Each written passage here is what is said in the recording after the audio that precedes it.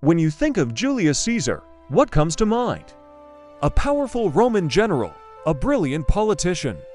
The guy from that Shakespeare play, all true, but the real story of Gaius Julius Caesar is so much more dramatic, scandalous, and ultimately, tragic than you can imagine. We're going to pull back the curtain on the man behind the legend, from his surprising start to his bloody end. Let's rewind, forget the image of the all-powerful dictator for a second. Caesar wasn't born into the absolute top tier of Roman society. His family, the Julii, were patricians, sure, but they weren't exactly rolling in influence or money at the time.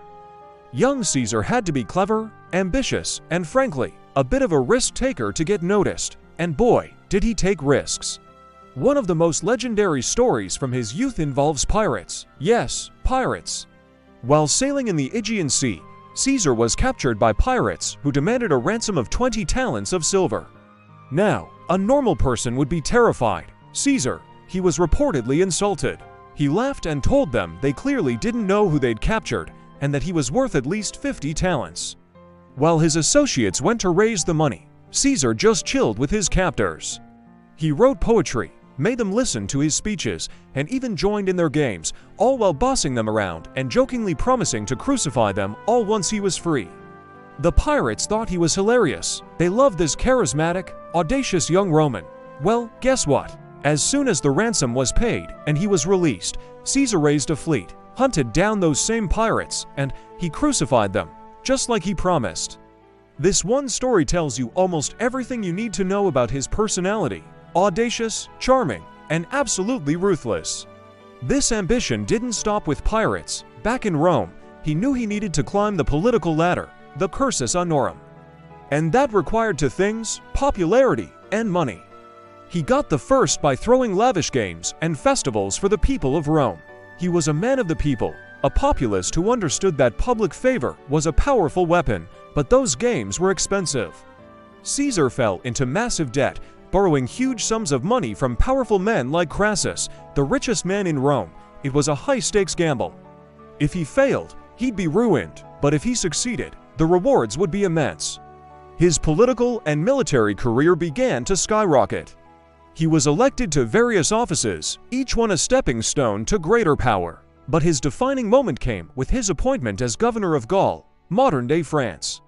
For nearly a decade, Caesar waged a brutal and brilliant campaign, the Gallic Wars. He wasn't just conquering territory.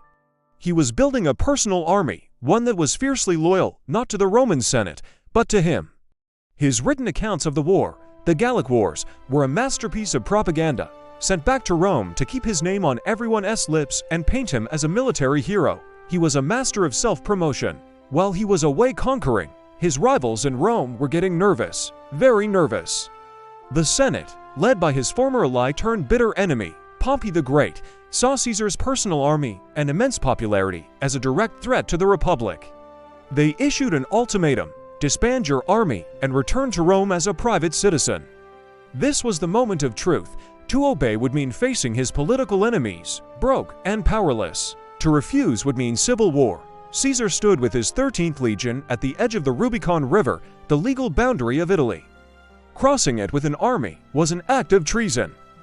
According to the historian Suetonius, Caesar hesitated, then uttered the famous words, "Alii acta est," the die is cast. He crossed the Rubicon. The civil war that followed tore the Roman world apart. It was Caesar against Pompey, a clash of titans. Despite being heavily outnumbered, Caesar's tactical genius and the unwavering loyalty of his veteran legions proved unstoppable. He chased Pompey across the Mediterranean, eventually defeating him at the Battle of Pharsalus. Pompey fled to Egypt, hoping for refuge, but was instead assassinated on the orders of the young pharaoh Ptolemy XIII, who hoped to curry favor with Caesar. It backfired. Caesar was reportedly disgusted by the treacherous murder of a fellow Roman, even if he was an enemy. And this brings us to another famous chapter of his life, Cleopatra. While in Egypt, Caesar got entangled in a local power struggle between the young pharaoh and his ambitious older sister, Cleopatra. Legend has it she had herself smuggled into the palace wrapped in a carpet to meet him.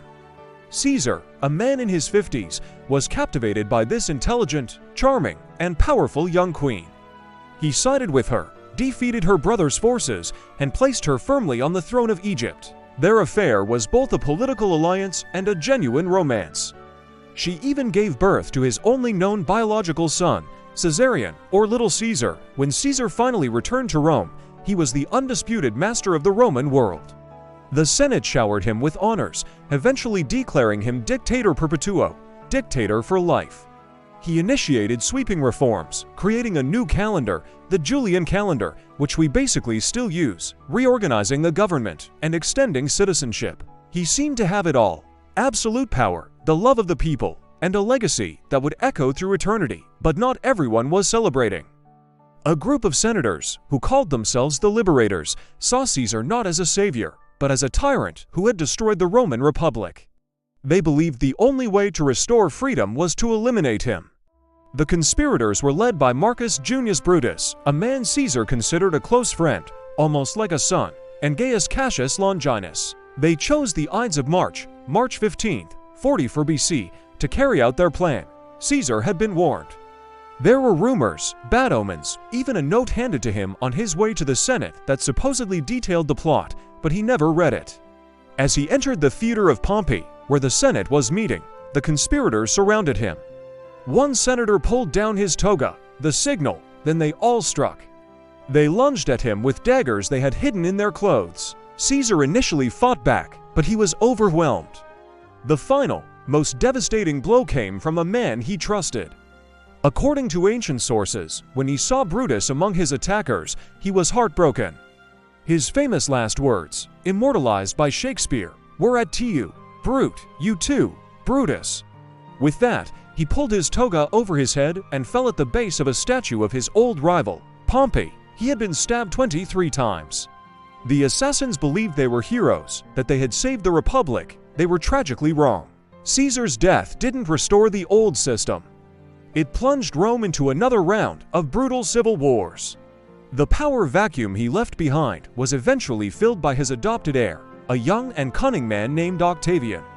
Octavian, along with Mark Antony, hunted down and defeated Caesar's assassins. He would eventually outmaneuver Antony, get his own affair with Cleopatra, and emerge as Rome's first emperor, taking the name Augustus. The republic that Brutus and his co-conspirators had killed Caesar to save was gone forever, replaced by the Roman Empire that Caesar himself had paved the way for. So, the life of Julius Caesar is a story of incredible ambition, of a man who bent the world to his will through charm, intellect, and ruthless force. He was a brilliant general, a gifted politician, and a masterful propagandist, but his story is also a cautionary tale. In his pursuit of ultimate power, he made powerful enemies and sowed the seeds of his own destruction. His death wasn't the end of an era, but the violent birth of a new one. The shadow of Julius Caesar looms large over Western history, a permanent reminder of the intoxicating allure and deadly price of absolute power. Thanks for watching. If you enjoyed this dive into history, don't forget to like, subscribe, and hit that notification bell so you don't miss our next video. See you next time.